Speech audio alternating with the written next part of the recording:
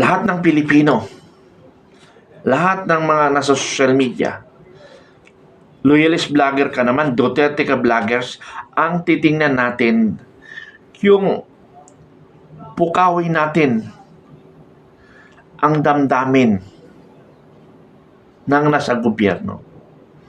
Kaya dapat kayo, tayo, yung mga congressman natin, pagbibirahin nyo, gisingin nyo.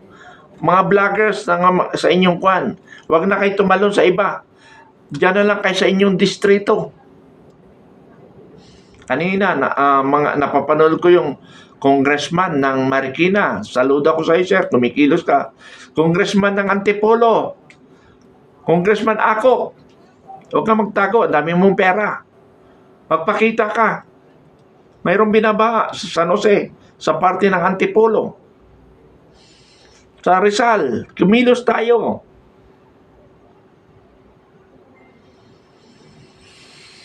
Kayo mga congressman, kayo kasi ang representante ng taong bayan para paggawa ng pondo. Hindi yung itigil niya nga ninyo yung mga programa pang isko supply, pang tuwing December, patawag niyo yung mga loyalist, yung mga teacher para bigyan ninyo. Hindi ganon ang serbisyo. Mga congressman, wake up! You are represented by your district to the national government for the purpose of development project within your district. Ang nakikita ko mga congressman yung bigyan yung mga bata ng notebook, uniforme, school supply. Pag December, ang teacher, papadala ng mga congressmen para alagaan. Diyos ko. Congressman ako, pwede bang mag-post ka ng mga nagawa mong project na pumalit ka sa ama mo? Nanawagan ako sa inyong lahat ng congressman. Hindi kayo puro impeachment ang inatupag ninyo. Tapos ng impeachment, tapos na rin kayo nabigyan. Gamitin nyo sa inyong distrito.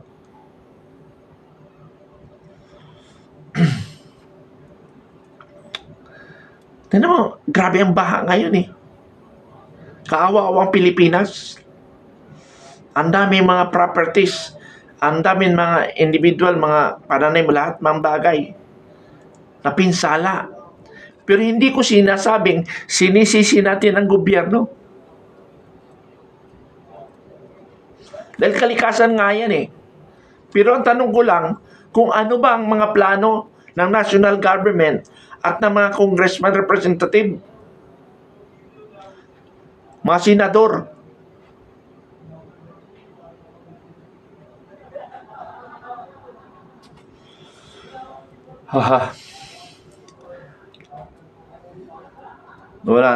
Hindi ko na alam kung ano ang gagawin natin sa bansa natin.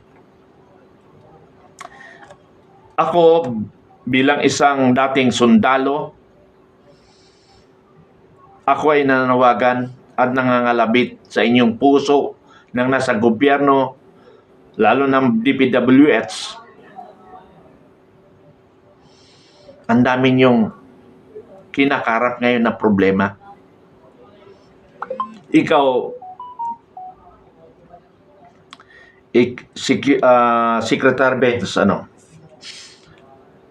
puro ka lang si daldal ng daldal Yung investigation mo, hindi natin alam kung ano nangyari. Ituloy mo, Benz, yung investigation sa flood control. Please lang. Ituloy ang investigation sa flood control, 555 billion in 2004. ang base sa aking mga information, nasa trillion of pesos budget for flood control. Nasaan na yan? Na-rehab ang Metro Manila, EDSA, 1.2 billion. Ha? 1.2 billion. Ano nangyari? Ganun pa rin.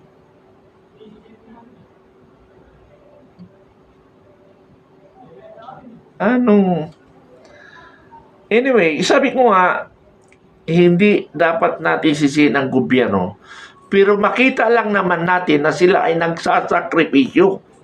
At ang pera ay nagagamit sa tama. Yun lang yung mga panawagan ko.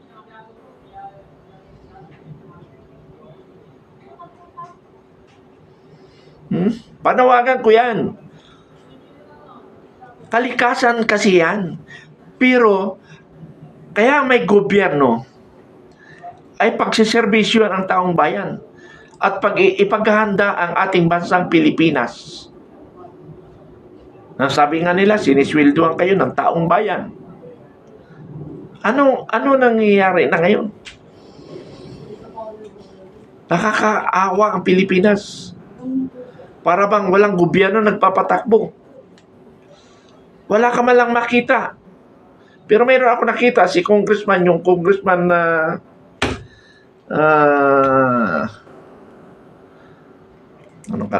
sa Marikina, nakita ko lumabas.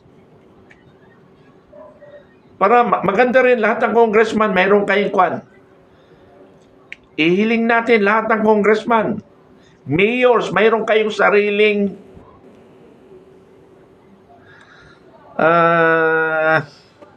may sarili kayong social media. Hindi man kayo nag-ooperate, ibigay nyo sa opisina, sila mag-ooperate para nakikita ang accomplishment, ang mga ginagawa natin. Kaya salamat ako doon sa isang congressman sa Marikina, Kimbo. Yung lalaki, hindi babae, Congressman Kimbo. Nakikita ko, nandoon, lumilitaw, nananawagan sa DPWH. Nasaan ang mga mayor? Bakit ayaw lumabas? Gobernador. Kapitan. Kayo mga kapitan, magpasiklab kayo ngayon dahil eleksyon nyo sa November. Tayong mga botante rin, tayo rin yung mga gago Tayo mga botante, kilala kasi natin, kamag-anak kasi natin, kaibigan natin. Pero wala namang ginagawa. Pinapahirapan natin ang bayang Pilipinas. Huwag nating ihalal ang mga tumatakbong politiko kung wala lang naman tayo nakikitang maganda para sa ating bayang Pilipinas. Barangay captain, mayor, gobernador, congressman, senador.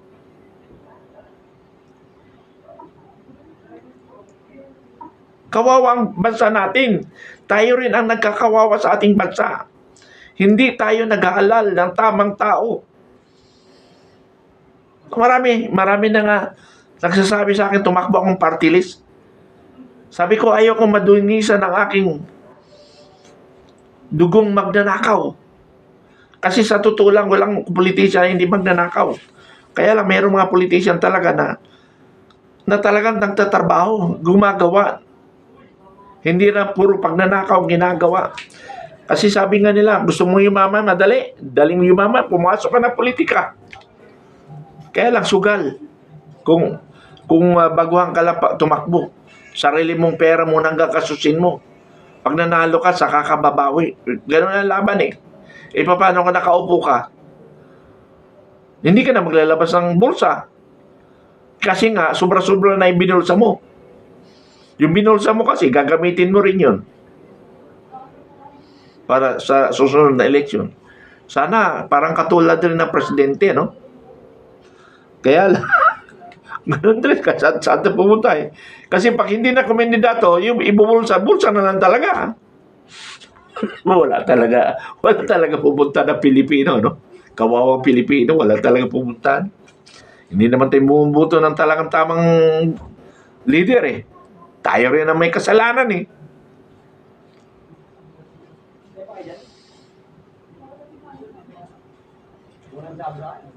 Ha? Wala tayong magagawa kahit magnanakaw yan. Kasi nga tayo ang may kasalanan, no? Plunder 45. Kasalanan natin to. Ha? Dapat tayo ang mga panya, pag during the election, dito sa barangay captain election, tayo mismo ang mga panya. Kung ayaw niyong sumira ng kababayan mo, ng kaibigan mo, kapitan o anong mga butante, mga tumatakbo, ganito lang sasabihin nyo.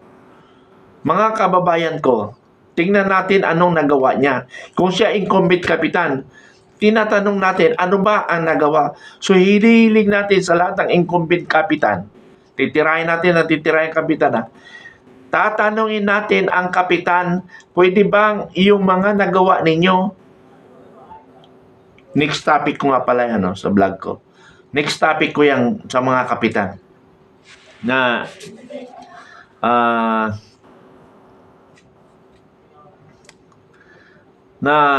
lahat ng mga tatakbong na kapitan, lalo na yung mga nakaupo.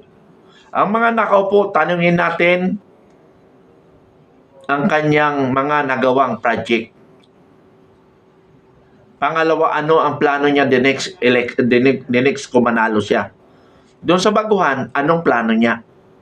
Ano ang proposal niya? Kahit pag binuwa yan, kahit papaano may sinabi sila kaysa walang sinasabi. Parang katulad sa mag-asawa, no? Sabi niya, iibigin mo lang ako. Lahat ng bagay, ibibigay ko sa iyo. Pati between, ibibigay ko sa inyo. Pangako ko yan. Pag after ng 5 years, nag-away ang mag-asawa, sinuntok sa muka ang asawang babae. Ayun, between ang lumabas. Parang gano'n ang nangyayari sa ating bansa ngayon eh. Diyos ko. Ha? Tayo ang may kasalanan. Hindi ko sinasabi kayo, tayo, kasama ako doon. Kasalanan natin, bumuto, lalo na sa presidente. Kasalanan natin, sinuportahan ko pa nga. 6 million more or less ay tinulong ko. Yun pala, hindi niya rin pala tutuparin ang kanyang mga pangako. Na kaya namin ipinaglalaban kasi gusto namin na ipabango niya ang pangalan ng ama kasi we are a loyalist, Marcos loyalist. Anong ginawa niya? Wala siyang pakialam doon. Sabi pa nga ni First Lady, walang Marcos loyalist mauupo. Diyos ko. Ang uupo mga dilawan. Sino ba masunod? Yung lalaki, babae. Kasi ang mga Andres Desaya, may mga sitwasyon na Andres Desaya. Andres Desaya, may mga matatapang. Andres Desaya sa loob lang bahay. Pero paglabas ng bahay, huwag ka makialam. So, ang masasabi ko na Andres Desaya, kasi ako Andres Desaya rin ako eh. Pag sa loob ng bahay, hindi talaga ako makaporma kahit anong gawin ko. Magkasira na lang ng gamit, hindi magpapatalo yung misis ko. So, wala tayong sumunod. Pero never niya naman ako pakialaman sa labas. Pag nasa labas na ako. Yun lang yun. Hindi niya ako pakialaman sa labas. Sa akin disposition. Ganon ang sanang tamang asawa. Paano kay Bongbong Marcos? Labas at loob. Sunod rin.